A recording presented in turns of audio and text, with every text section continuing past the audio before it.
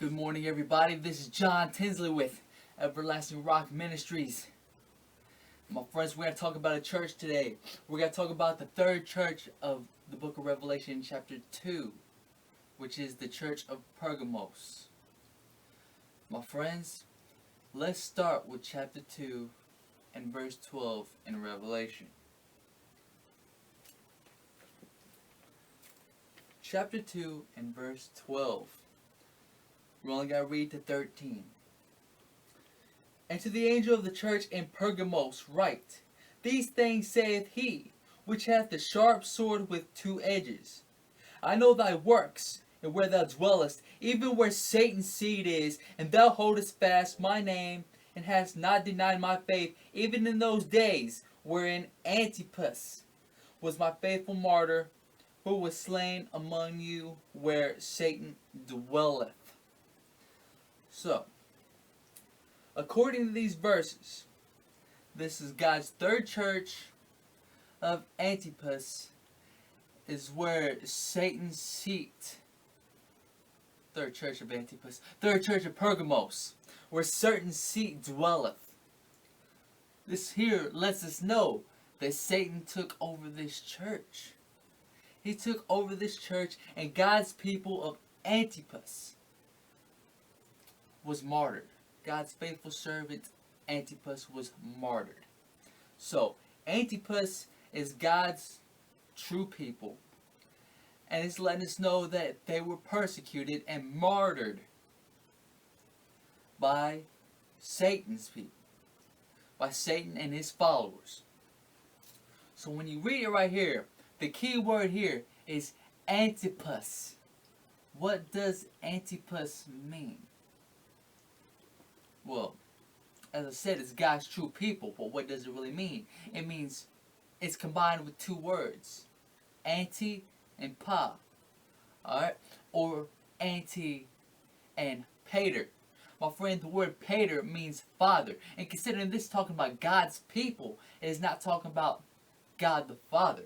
It's talking about somebody else. Right?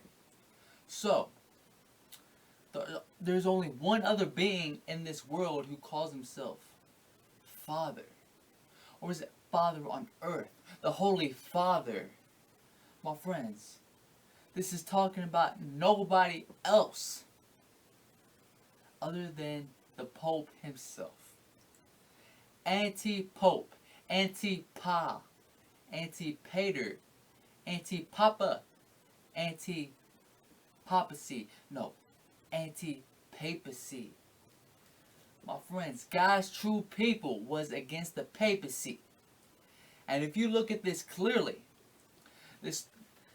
around this time, this church has been here from approximately 312 AD to 606 AD. And during this time period is when Constantine the Great came into power in Rome. And they were the number one world power at this time. But you notice how it says where Satan's seat dwelleth.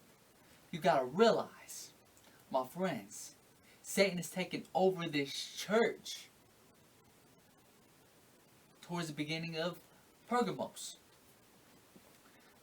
And look here.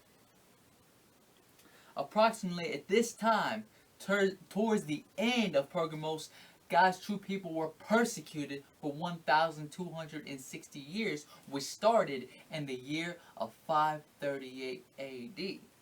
Pergamos didn't end until about 606 AD. And this is where Satan's seat dwelleth. So obviously Satan came into power as well in the church of Pergamos. Why? Because Constantine the Great decided, I'm going to be a Christian. Yet, he didn't just become a Christian. He compromised with the Christians and brought paganism into the faith. Then they started compromising together. The Christianity and paganism. That's where all the spiritualism comes from and all these other idols and stuff like that because of paganism. Like Isis and Horus and a few others. I don't even feel like naming right now.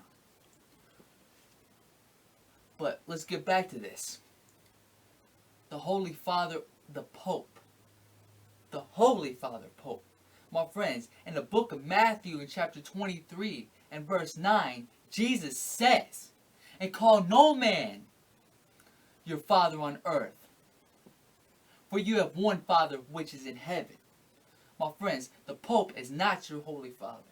No priest in the Roman Catholic Church is your father. No minister is your father. For there is one Father, which is in heaven, who ye may call Father. You got to realize something, my friends.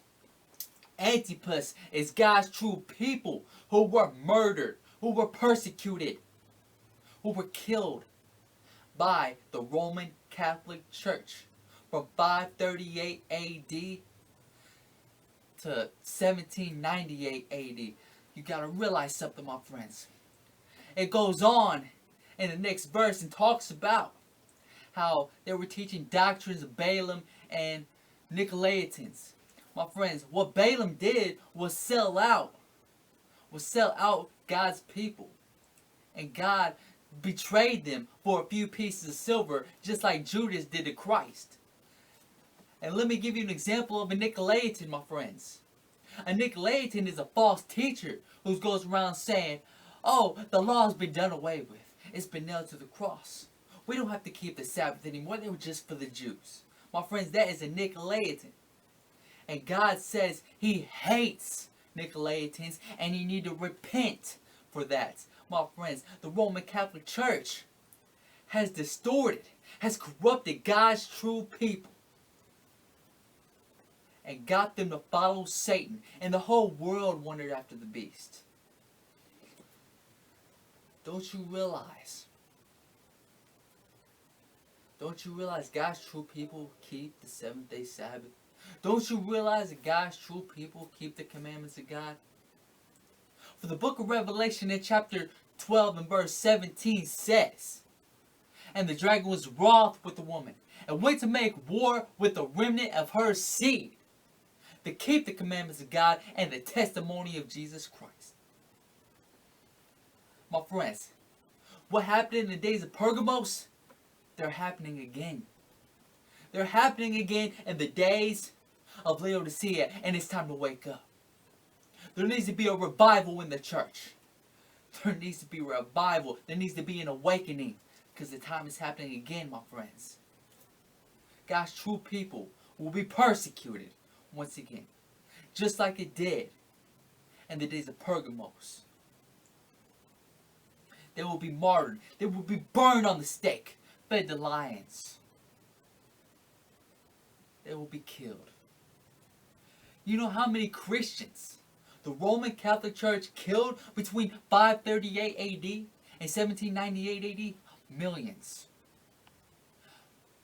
50 million at the very least. My friends, it's time to wake up. So the word Antipas is God's true people opposed to the papacy. God points His divine finger at the ones who persecute God's people. The papacy. Antipas is God's true people opposed to the papacy. And the truth is the truth. And the truth is never popular. That's why the world is wondering after the beast, which is the papacy. God lets us know who the beast of Revelation in chapter 13 is. It is the papacy. Notice how all this world, everybody, is following the teachings of the Roman Catholic Church. It can't be any clearer than this. But you can't deny the truth, my friends. Until next time, I love you. God bless you. Have a beautiful Sabbath morning.